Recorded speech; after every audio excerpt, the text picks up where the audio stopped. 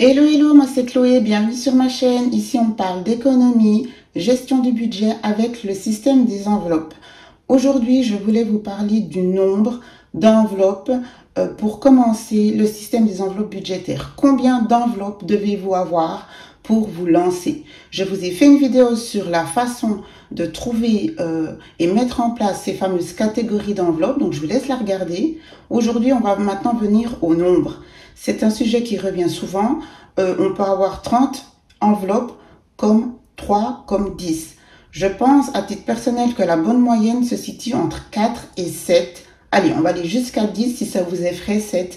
Mais sincèrement, entre 4 et 7, vous pouvez largement gérer votre nouveau système des enveloppes budgétaires sans souci. Le but d'une enveloppe, c'est en fait que cette enveloppe-là, vous devez la gérer au mieux et diminuer ce budget.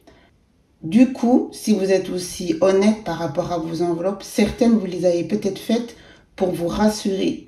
Et du coup, vous n'êtes pas dans l'optique de la diminuer et du coup d'éliminer finalement cette catégorie-là. Il faut aussi que vous pensiez, est-ce que l'enveloppe est là pour me rassurer ou elle est là dans l'optique de réduire mes dépenses et donc m'y atteler précisément, me fixer dessus pour que par la suite, les mois prochains, cette enveloppe va disparaître.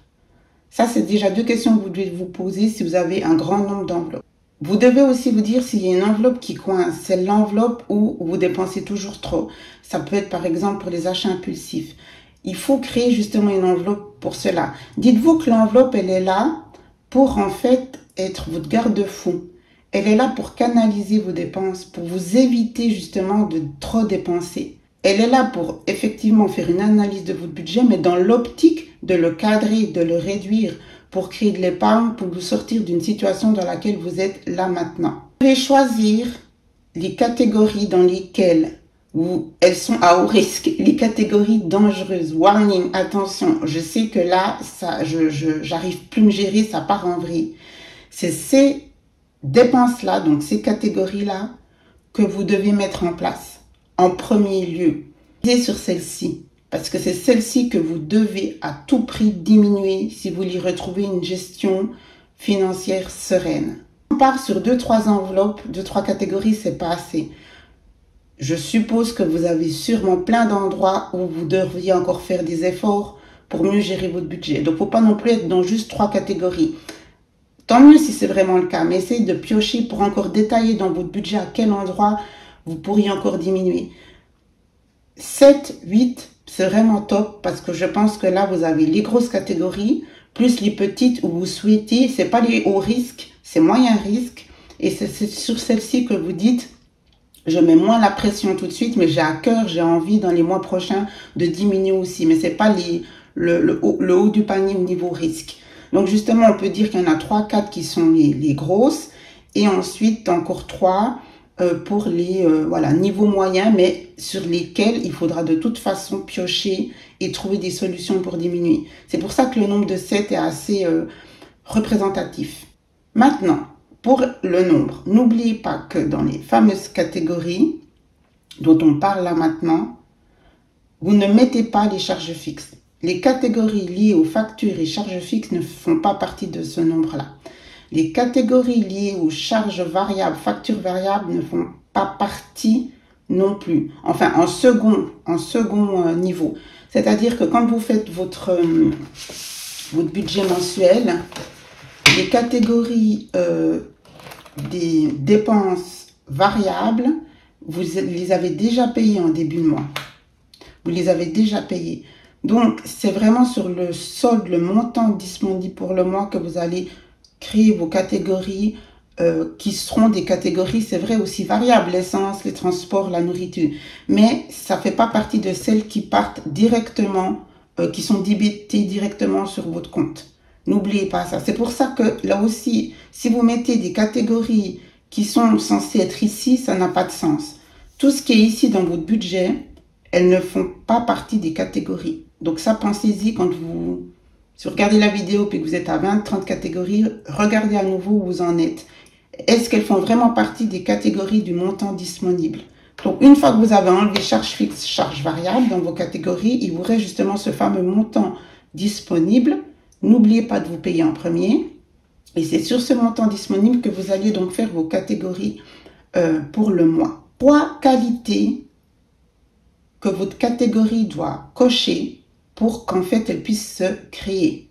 Ça va vous aider aussi pour celles qui en ont beaucoup, à en éliminer. Puis pour celles qui commencent, ben voilà une astuce pour pouvoir vous dire celle-ci, oui, elle a les 3 critères pour devenir une catégorie. Le premier critère, c'est que ça doit être une catégorie qui fait mal. C'est la catégorie où vous savez que vous dépensez trop. Comme je l'ai expliqué dans mon aventure, moi c'est au niveau de la nourriture, donc les courses, je dépense toujours trop, j'avais une mauvaise gestion de mes menus, de mes repas, de mes courses. Et justement, je savais bien que je n'arrivais pas à rester cadrée dans mon budget que j'avais espéré mettre chaque mois. Donc pour moi, c'est vraiment celle-ci qui est la catégorie qui fait mal, plus celle des achats impulsifs dans tout ce qui est shopping, décoration. Donc j'ai fait une catégorie shopping. Donc le premier critère, c'est vraiment la catégorie qui fait mal chez vous. Le deuxième critère pour la faire, cette catégorie, c'est que ça doit être une catégorie où vous allez dépenser dans un magasin physique. Et le troisième critère, c'est que cette catégorie, au niveau de la somme, ne doit pas vous mettre mal à l'aise. Parce qu'évidemment, on n'utilise plus les cartes. Donc, cette catégorie, quand vous alliez en magasin physique, la somme ne doit pas vous mettre mal à l'aise. Vous pouvez, justement, typiquement, le loyer, imaginez-vous sortir et puis devoir payer votre loyer, ça n'a pas de sens, c'est une grosse somme, ça peut être quand même un petit peu délicat. Donc voilà, il faut que ça soit une catégorie, j'ai envie de dire, d'un montant qui pour vous paraît tout à fait cohérent à avoir dans le portefeuille, à prendre justement votre portefeuille enveloppe, et quand vous allez en magasin physique, ça ne vous dérange pas. Donc voilà les 3 critères, les 3 qualités que doit avoir une catégorie pour la créer. Si certaines d'entre elles que vous avez déjà faites n'ont pas les 3 critères, vous pouvez déjà l'enlever ou la fusionner avec une autre pour en faire une seule catégorie. Je pense aussi à un exemple typique. Moi, j'ai fait catégorie nourriture, mais en fait, c'est les courses, c'est l'hygiène, c'est le ménage. Je vis tout dans le même magasin. Je ne vois pas pourquoi je ferais 3 catégories. Donc, en séparant hygiène, ménage et courses, quand je fais tout dans le même magasin. Là aussi, réduisez, fusionnez.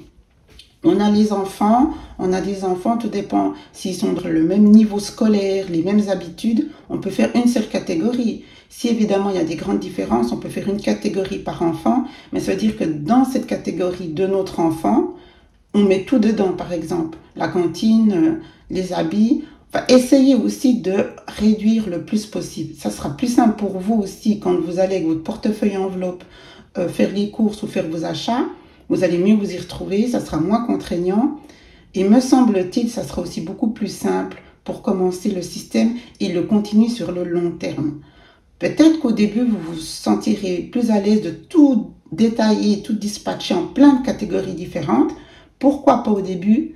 Mais j'ai envie de vous dire, commencez vraiment avec un grand max de 7. Allez, on va jusqu'à 10.